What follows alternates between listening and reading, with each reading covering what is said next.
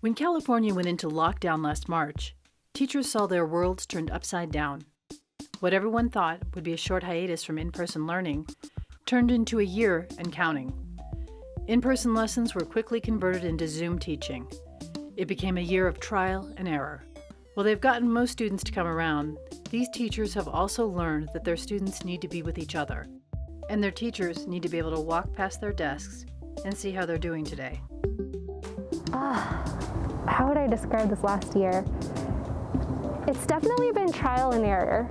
I think in the beginning, I was working really hard to try to figure out what worked in distance learning and what felt accessible and doable for students. I think the spring actually really helped us to prepare and gave us a taste of what was going to happen when we were supposed to shut down for 2 weeks. It's been a year now officially. We've had students from day one that wanted to be in the classroom. A lot of students that say that they just don't learn online. You know, a lot of students need to be in there asking questions. They need to touch, feel, and such, whereas the online, they're not getting that. When we were in person, I would see a kid and you could just pick up on how they were feeling and their energy just by looking at them. But now that I'm looking at them through a computer screen, sometimes they don't have their cameras on. It's hard to just gauge where students are at. Are you not coming because something's going on at home, because you don't want to, because you don't have internet or a computer? There's just so many factors that you can't figure out. Some families that are, stuck on hard times, some homeless, some that, don't get food outside of what we provide them at school.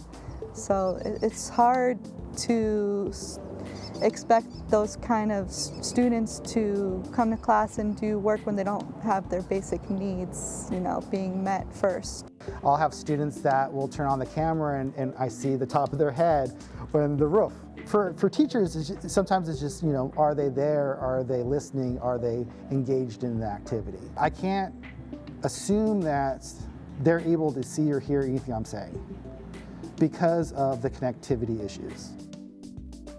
Distance learning, honestly, my motivation has kind of declined a bit, if I'm honest. Every morning I used to, get ready and get myself ready, but there's times where I just wear pajamas to school and I just don't feel like doing anything. I have some kids who are really thriving with distance learning. I think that they're not so distracted by some of the drama that can happen at a high school campus. They're just focusing on themselves and their academics. A lot of it has to do with whether they're self-motivated, if they have support at home, if they have a quiet place to work. I mean, I have students that they'll turn on their camera and they're making a sandwich for their siblings. Basically, all you have to do is have dedication, motivation just to do your work and to have a good balance of what you should do. I've always been in AP courses, and I've pretty much spent more time on AP courses because of distance learning. What's your GPA? 4.6 weighted, 4.0 if it's not. Really, I just want to be successful in life, get somewhere in life. Since I was little, I've always been a hard worker, so I just do my best and I try to excel at whatever I can. I'm actually really proud of how my students have been adapting and how they are, rising to the challenge of this school year, and they've actually been pretty successful, turning in their work and following along and participating in discussions, and I feel like they're still learning. This year I'm teaching books that are speculative fiction or science fiction themed. So I'm teaching The Handmaid's Tale with my seniors and Parable of the Sower by Octavia Butler with my juniors. The conversations are still rich. They look different now, for sure. Talk about dystopia. It's been really amazing just being able to talk to students about how they see the parallels between the stories that we're reading in our current worlds and just what can we do differently so that our futures don't end up like this? I mean, I've had kids taking care of their parents that have COVID. So as far as missing assignments, you have to give more leniency in them turning those in. And then I talk to students over and over and over again about their missing assignments. So it's like whack-a-mole with the assignments. And so that's been very challenging, but that's where I've seen the most bang for my buck, is that a lot a lot of their grades are better because of me taking that time to really work with students individually more. I'm a pretty creative person, and I used to teach art. And so that hands-on making projects and even just like drawing together, I miss that a lot. And having the kids work together, and it's really hard to do that now.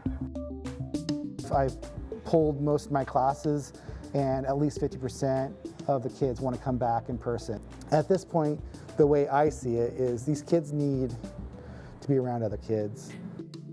I want to come back, but it depends on my mom, because obviously we don't want me coming back contaminated or anything like that. I'm not a parent, but I understand the urgency to return to school because it's impacting all of our students' mental health and their wellness. And also, like, we're not going to do it until it's safe for everybody. I do miss being in the classroom. One, there's a lot more time to teach, so it's not like 40-minute intervals where you don't get as much out of it. And there's also the aspect of, you know, having friends that you can talk to. That's kind of been gone. Parents are supposed to be parents, and they're supposed to have their own job, and they're not supposed to be teachers. They're not supposed to be childcare unless that's their job, but you know that they shouldn't have to do that on top of everything else that they do in the house. And so I understand the frustration, and I understand why they would want to come back. I don't think they understand everything that it entails, and like all the challenges just setting up your classroom to have it safe. Teachers are still working. Like, are there teachers out there who are probably like, oh, this is a nice little break for me, right? I don't need to be as engaged or involved as I need to be, right? I'm not gonna lie, like, there are definitely teachers like that. And I would say like the majority and overwhelming majority of teachers that I work with are putting in way more hours than we ever have. Lesson planning, reaching out to students and families, doing home visits, creating lessons that are engaging online so that kids don't feel alone and still feel like they're being challenged. And you take for granted these such little things like, you know, writing something on paper and pencil, or like walking past a kid and being able to help them, or you know, pat them on the shoulder and how's your day going? You know, it's hard to do that now, and so those connections and those little things that I think taking for granted is, you know, I don't know if we'll take that for granted anymore. Teachers have always been vilified. We're either the heroes and the martyrs, or we're just super lazy people, right? If you can't do, then teach, I think is the saying, but I'm not really worried about people's critique because I'm doing the work.